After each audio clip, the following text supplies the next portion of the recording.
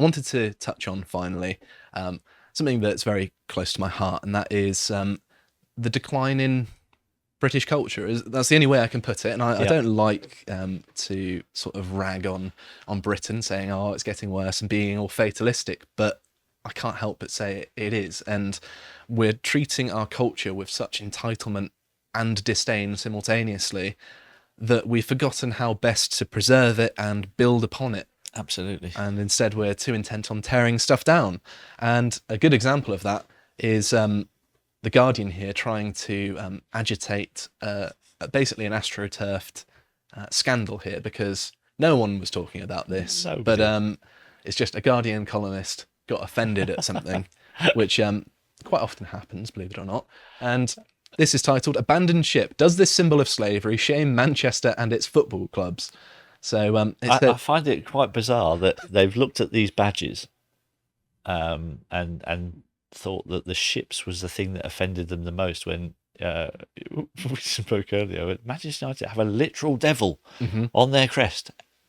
And nobody's offended by that. Satan himself manifest on Manchester United. No, that's not controversial. Not but controversial those at all, ships, but those ships, yeah, that's three masts. That's You it. know. That's the wrong era. I mean, if I'm not wrong, slavery was abolished 1865. several decades before So it is, yeah. the formation You've of Manchester anticipated City. what I was going to do here, because it was abolished in 1865 formally, although I think it was 1833 was another key date in that. Yeah. Let's move to this next page. I had the misfortune of going on to Manchester United's own website, and they mention here, founded in 1878. So that's what? Is that 13 years? Yeah. 13 years after the abolition of slavery. So you would presume that if they're depicting a boat, it must just mean we're, a port city. It's something integral. Got some That's canals up here. That's why my team, Plymouth Argyle, has the Mayflower on its badge. Oh is my because goodness! Outrage! It's I know. disgusting. How has that not been cancelled yet? Dear God! And should what a be a great season pasty. they're having, by the way. I know, yeah, I'm chuffed. Back in the Championship. Yes, it's about time. So, if you're just as concerned about the nature of Britain and how it has changed over the years, make sure to check this out on our website, which is Carl and Callum, looking at old footage. I think it's particularly from London, and comparing it to the modern day, and just making aesthetic judgments about the place, how things will run. And I think it's something that you should check out, because it makes the difference from the past very stark. Even though I'm not especially old, but I remember how different things were, and they've changed a lot in recent years. Yes. For the worse, in my opinion. Technology hasn't always been for the better. No, certainly not. It's been abused, I believe. I very much agree. I think social media in particular, it has a lot to answer for there, or the people using it more specifically. Yeah. So there is a lot of language control going on here, and I think controlling language also controls the people who both use it and hear it. And a good example of that is this. Brecon Beacons to be renamed over links to climate change. So they're taking exception to the term beacon because it's a fossil fuel pollutant. Dear God. I thought this was satire at first, I but it's did. not. But there's, whenever I see stuff like this now, I actually do have to take it seriously, because it's just getting more and more crazy. And yeah, I think 3 years ago, if somebody that said that, they would have been laughed out of the country. And yet now you see it and you go, oh, actually, yeah, they're probably being serious. I'm not even too fond of the Brecon Beacons. I had a pretty horrific experience I was pretty unwell. I think I had post-COVID. I drank a full bottle of red wine, and then the next day, first thing in the morning, I did some of the tallest peaks there, and by the end I was basically crawling on my hands and knees. Nice. Exhausting. So yeah, I'm still a bit bitter at the whole place, but even so, it shouldn't be renamed. Yeah. So crazy. Here's another one. Judge asks jury if it's fine to call them ladies and gentlemen, and says he understands some view that as old-fashioned. Really? Oh my God. Funnily enough, no one did think it was old-fashioned. Look, where's that come from? LBC. There's a surprise. Um, honestly, the majority of people in this world are not offended by being called ladies and gentlemen. Let's stop pandering to the minute minorities that get outraged about everything. It's driving me. It's like 99.99% of people have no problem with that whatsoever. Absolutely none whatsoever.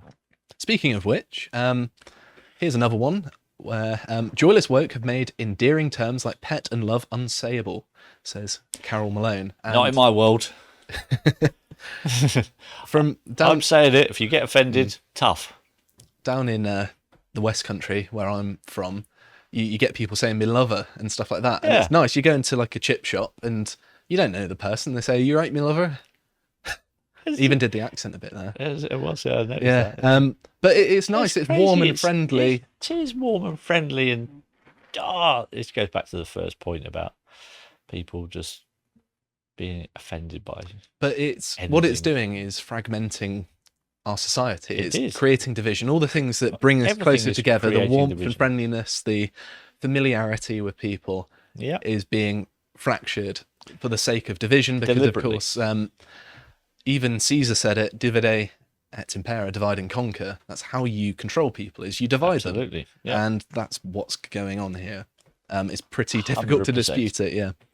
So this one is one that really infuriated me. I think this is one of the worst. So this is a council saying it could sell its inappropriate biblical paintings. And if you could scroll down, John, a little bit, these are obviously lovely works of art, classics that you would normally pay to see in an art gallery. Yeah. But apparently these things have no ties to the city of Oxford, which is the council debating whether to remove them, and things like the head of John the Baptist, if you could scroll down to that one, John, should be a painting of him, his head on a platter. There we go.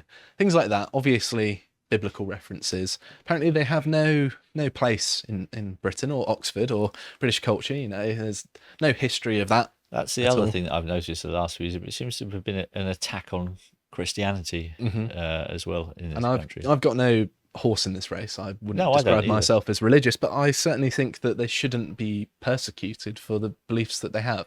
I think it's been the Church of England in particular being very subversive with religion. I mean, they're pushing progressivism more so than perhaps lots of other institutions in Britain. Yeah, which is very strange to me, because you would have thought that people of supposed conviction, they claim to be believers, would be a bit more to the book, wouldn't you? But there we go. But yeah, they're going to sell off all these paintings for more diverse paintings, in their own words. But if they're actually as offensive as they're pointing out, who's going to buy them? That's true. Yeah, I mean, you're going to struggle to get a buyer. You can't get a buyer now. It's going to offend everyone. These keystones of culture. I think there's one depicting an ancient Roman myth, but of course, Rome is the thing that brought us Christendom. So the connection with Christianity there is pretty obvious, isn't it? Because it's head of John the Baptist and a Roman myth. Of course, the Romans, their significance in Britain is their conquest of it and introduction of Christianity. And this one was just ridiculous, this next one. British Library staff to get emotional support to help them add trigger warnings to the archive. Can you imagine? Oh my God. You need emotional support working in a library. How pathetic do you have to be? It is pathetic. This is such a weird world to be living in. I mean, it's as weird as it is. I've actually found it quite fascinating the last few years to live through what we're going through. It's an excellent thing from a psychologist's perspective, because I get to see all of this madness out in the open, whereas before you had to go and get permission for a case study. Well, it's never been easier for me. I can just enjoy it. Look out the window. I've got case studies abound.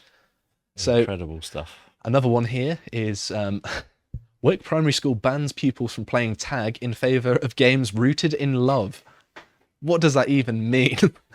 I mean, I played tag in school, and it was just a fun physical game that you could play with your mates. There's no violence there or anything. I mean, you could look at that. You could look at that headline and think are they trying to promote paedophilia there in some way, shape, or form?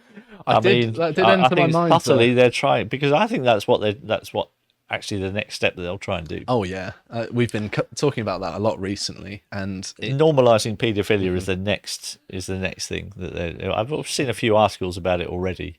What does the plus stand for is the question we should be asking. Exactly. Exactly. Yeah. It's not a nice. I think a lot of people's line will be crossed with that one. I think it will certainly be a line, because I know a lot of ordinary people that don't have any clue about politics, whereby, if that were to be pushed, it would get them out on the streets and protesting. Absolutely. And rightfully so, obviously. Rightfully so. So here's another one. This is again on the Christian point of view.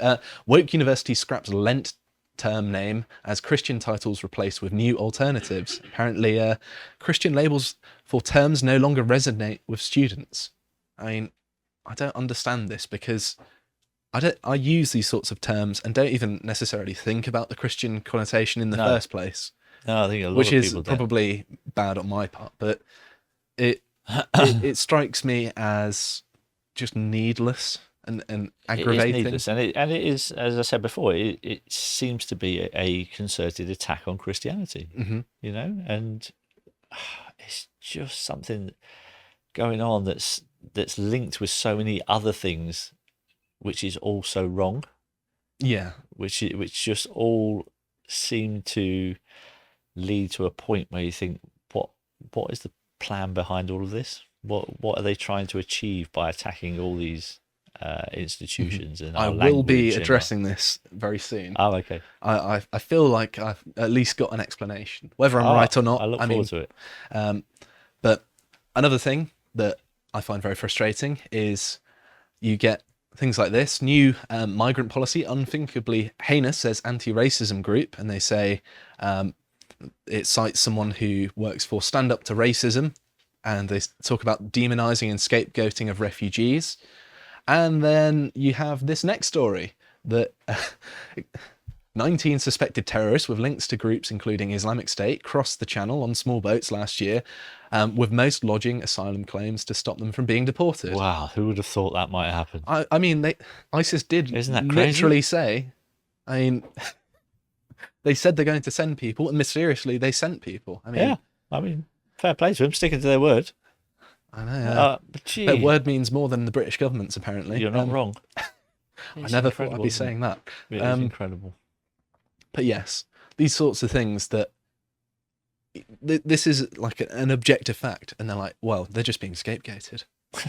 It's so obviously disingenuous, and it's so easy for the media to manipulate people's thoughts on subjects you would not believe. And I think it's just to keep migration going. Of course, we've got the legal migration, which is at its highest rate it's ever been at. I think it's a million a year now, which is unfathomable, really. Wow. But when you have more people, then it pushes wages down, you build more properties, and funnily enough, 30% of all of the Conservative Party's donations come from property developers. I mean, well, there you go. Follow the money. And then even the king himself, seemingly in danger of becoming so woke, as the Telegraph puts it, he is in danger of abolishing himself, and supposedly he's commissioned a study into the monarchy's historic links into slavery and has not ruled out reparations. But of course, I don't remember. What he should be doing is having an inquiry into his brother's historic link with Jeffrey Epstein. Is what he should be doing, and maybe an inquiry into himself for his links with Jimmy Savile. I mean, that would be a start. Apple didn't fall far from the tree, did it? Wow. Seemingly. Doesn't not appear going to make any accusations. I don't want my head cut off. But yes, according to many academic historians, there are no links, but the person that's been hired to do it is just a PhD student who has probably been selected deliberately to find links. That's what normally happens. That's what happens, isn't it? That's how you... They cherry pick a specific person who will give them the answer that that's how they want to hear. Works. It is, yeah. That's why I'm not in science anymore. Yeah. I was going to be an academic and a professor, but I didn't. After I got a window into how it all works behind the scenes, I was just like, well, this is hardly meritocratic at all. It's not about the Absolutely not. merits of the argument, like I idealistically and naively thought it would be. I mean, But who would, when you think about it logically, right? Which, I mean, I've never really given it a huge amount of thought. Obviously, I was playing football for years and watching football for years and just enjoying my life. When you think about it logically, who is going to fund a scientific paper to come up with an answer they don't want?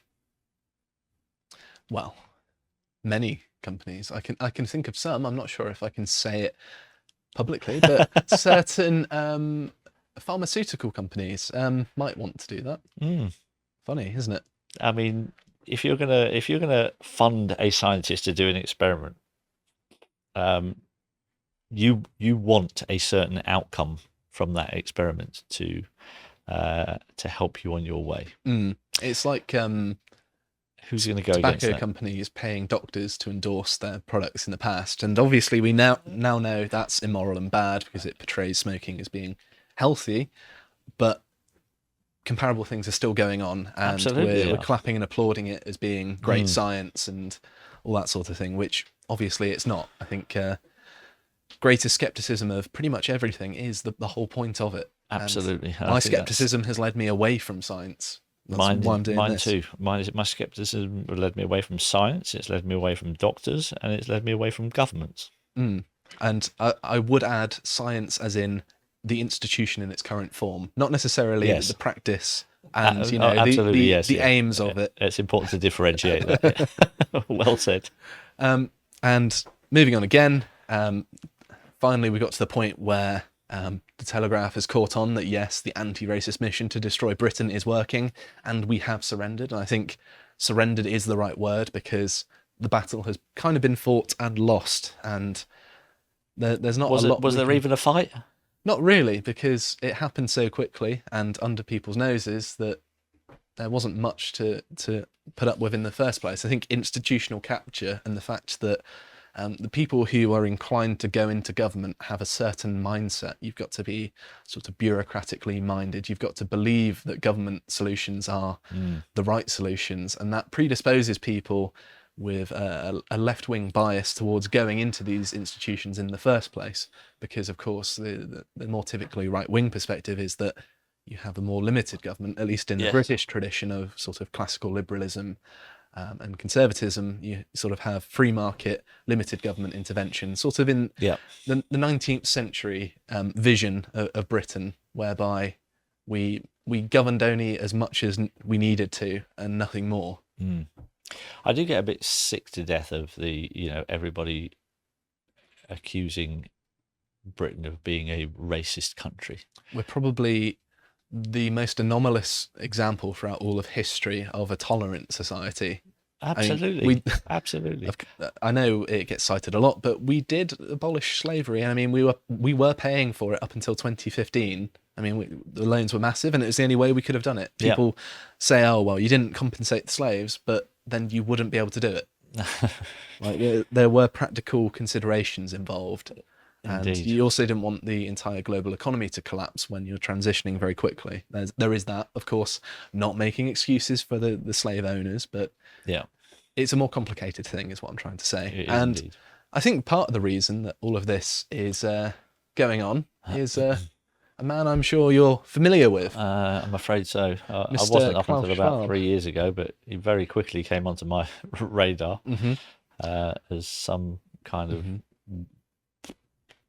joke James Bond villain type character. Well, he's a German, born in Nazi Germany in Ravensburg, and he wears a costume which makes him look like the Emperor from Star Wars. So he does. He doesn't help himself. I think the world would be a better place if he wasn't on it. I agree. Quite frankly, he's an appalling human being. He's an appalling human being, but he's surrounded by similarly appalling human beings who appear to be taking orders from him. You know, I think one of the creepiest sentences I think I've heard in the last 3 years was when he was boasting how, you know, his young leaders have managed to penetrate the cabinets. I was going to say that, yeah. It's honestly, that was just the creepiest thing I've ever heard. It made my skin crawl. and he makes my skin crawl I think whenever I see him. it being said in a German accent doesn't help. No, no.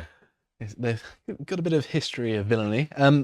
But yes, the point I'm trying to make here is that a lot of this stuff is being pushed top down, I would say. There's not really a grassroots desire for it. Sure, there are a few activists, but a very, very small minority. But I think the real force for this rapid social change we've seen has come through institutions like, say, BlackRock, who have signed up to Klaus Schwab's environment and social governance scores, ESG stuff, yeah, which is basically a score which marks how socially progressive a company is. How woke you are. Yes, it's like an objective metric somehow, but it's intended to be a marker to inform resource allocation. So if you own a large company and you are dependent on investors, well, you need to sign up to these because you're not going to be competitive. Your company's not going to be around for very long unless you adhere to these rules. And I think there's not necessarily a willingness to go along with this, but there's not really given a choice. It's bullying and coercion again, isn't it? It's absolutely that. Which is what we've seen a lot of these This last is 3 why years. lots of institutions have gone along with this sort of thing, because they can't continue if they don't. Yes. And of course, this pressure in the private sector also makes the government aware of it, because of course they don't want all of their businesses to collapse and then be a basket case like some sort of Venezuela scenario. And so they're concerned about it as well, although I would argue that particularly in the Conservative Party, there are people who are more than happy to go along with this at the ideological level as well as the civil servants who enact the government's so-called will, deliberately sabotaging any attempts to scupper it. So it's a multifaceted thing, but I think that this is a large part of the decline and deliberate decline, because there is a new ideology on the way and it has no space for competitors. It is stakeholder capitalist globalism, to put it in a wordy sentence, but more or less stakeholder capitalism is Klaus Schwab's baby of just, yes, not being purely for profit, we need to push ideology as well. That's more or less what it is in a word. And of course, globalist in that it doesn't respect national borders and actively undermines them by undermining their culture. Exactly right, which is what we've seen a lot of. And, you know, I got quite concerned, you know, when I started seeing a coordinated effort from world leaders around the globe starting to use the term "build back better" all at the same time. It's also a bit of a grammatical abomination. It doesn't really make sense. Not in English anyway. No, it doesn't. Because to build something back better, first you have to destroy it. Yeah. I think we feel like we're going through that phase right now. There is an implicit threat in that phrase. Basically is, yeah. It's very passive aggressive, isn't it? It's like, I'm going to build you back better, but first I'm going to sort you out. But first I'm going to have to smash you to pieces.